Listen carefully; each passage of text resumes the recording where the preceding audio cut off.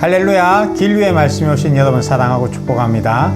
오늘도 말씀이 힘이 되는 하루가 되길 원합니다. 오늘은 본문 에스겔 16장 53절에서 63절입니다. 내가 그들을 다시 잘 살게 해주겠다. 소돔과 그 딸들을 다시 잘 살게 해주고 사마리아와 그 딸들을 다시 잘 살게 해주겠다. 또 내가 그들과 함께 너도 다시 잘 살게 해주겠다. 그제야 너는 내 치욕을 감당하고 내가 저지른 모든 죄를 부끄러운 줄 알게 될 것이다. 내 언니와 아우는 내가 당한 수치를 보고 자신들이 얼마나 유복한지를 알게 될 것이다. 아멘. 여러분, 겸손하다는 말 한 번쯤 들어보셨나요? 어느 날 누군가 저를 칭찬해주고 박수를 쳐줄 때 제 마음속에 순식간에 이런 마음이 올라오더라고요. 그래, 드디어 사람들이 내가 겸손한 줄을 알아보는구나. 저는 이 마음에 정말 깜짝 놀랐습니다. 그동안 나는 교만하지 않다라고 생각하고 지내왔는데요. 여전히 내 안에 교만이 나를 움켜쥐고 있었던 거죠. 여러분, 이런 생각이 드는 순간 우리가 알아야 할 것은요, 숨겨진 은밀한 나의 교만이 아직도 내 안에 숨어 있다는 것을 즉시 깨달아야 하는 겁니다. 여러분 어떠세요? 혹시 이렇게 숨겨진 교만이 있지는 않나요? 이처럼 교만은요, 평생 내가 싸워야 할 영적 전쟁이죠. 오늘 말씀 속 유다 백성들도 그랬습니다. 하나님이 심판하신 소돔과 사마리아를 향해 손가락질을 하며 말했죠. 우린 쟤들보다 낫지. 하지만 하나님은요, 이렇게 말씀하십니다. 너희가 그들보다 더 가증해. 너희는 그들을 비웃었지만 내가 보기엔 저들보다 더해. 하나님은 왜 이렇게 이스라엘을 더 책망하셨나요? 이것은 이스라엘이 소돔과 사마리아보다 더 큰 은혜를 받았기 때문이죠. 하나님의 크신 은혜를 받고도 여전히 소돔이나 사마리아에서 행해지는 죄를 짓는 것에 대해 하나님이 얼마나 안타까워 하시는지 알 수 있는 대목이죠. 그러나 유다 백성들은 자신이 행한 죄를 돌아보지 않고 자꾸 소돔과 사마리아를 비교했죠. 쟤네는 저래서 망하지. 하지만 우리는 괜찮아. 우리는 복받은 민족이잖아. 여러분, 이런 유다 백성의 교만은 어디에서 나온 건가요? 놀랍게도 자신들이 하나님께 받은 은혜에서 나왔다는 겁니다. 하나님이 주신 복, 번영, 자부심, 이런 것들이 있으니까 여전히 유다 백성은요, 자신들은 지금도 잘하고 있다는 착각에 빠진 거죠.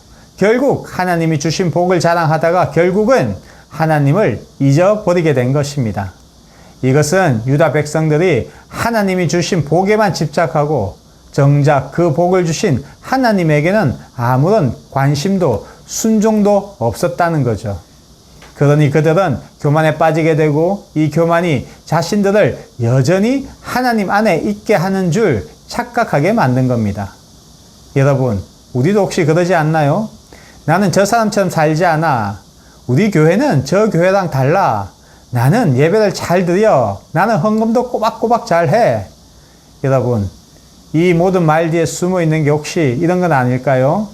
그래, 나는 괜찮아. 나는 저들과는 다르지. 나는 신앙생활, 믿음이 아주 좋은 사람이야. 라는 교만일 수도 있다는 것입니다. 이처럼 유다 백성은 더 많이 받았기 때문에 더 많이 심판을 받죠.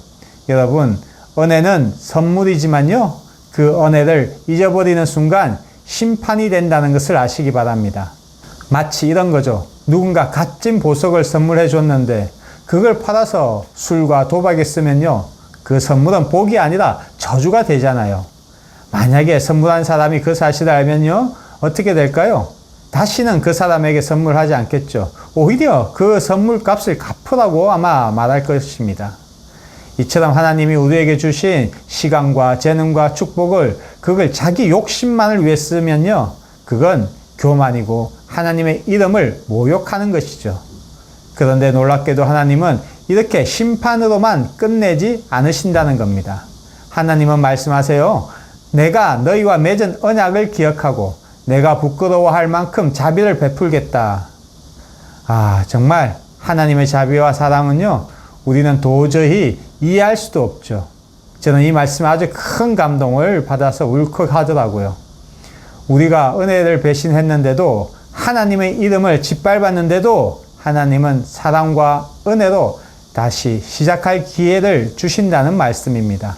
이 말씀은요, 우리가 죄에서 돌아오기를 간절히 바라시는 하나님의 깊은 그 마음이 간절히 느껴집니다.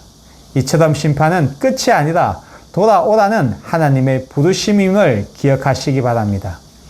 여러분, 이처럼 교만은요, 내가 얼마나 괜찮은 사람인지를 자꾸 말하게 하죠. 하지만 은혜는요, 하나님이 얼마나 좋은 분이신지를 고백하게 합니다.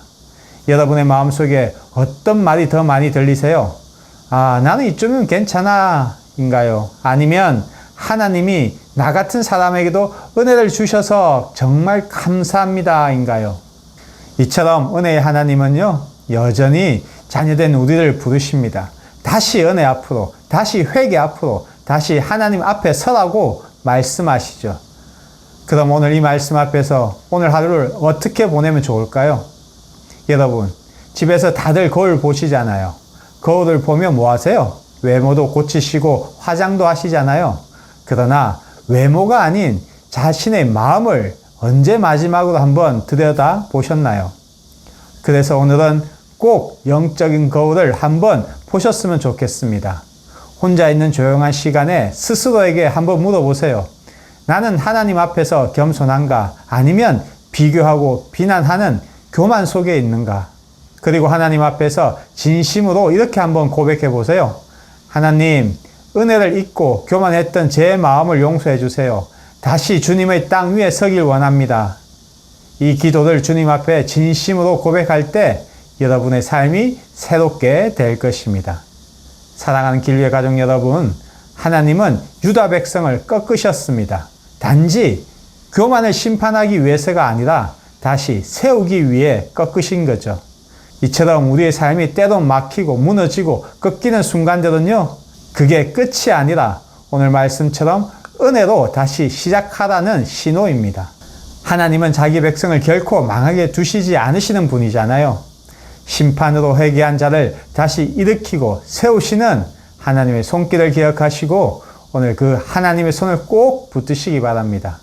그리고 은혜의 땅 위에 다시 서는 길류의 가족 모두가 되시길 축복합니다. 오늘도 힘내세요. 사랑하고 축복합니다.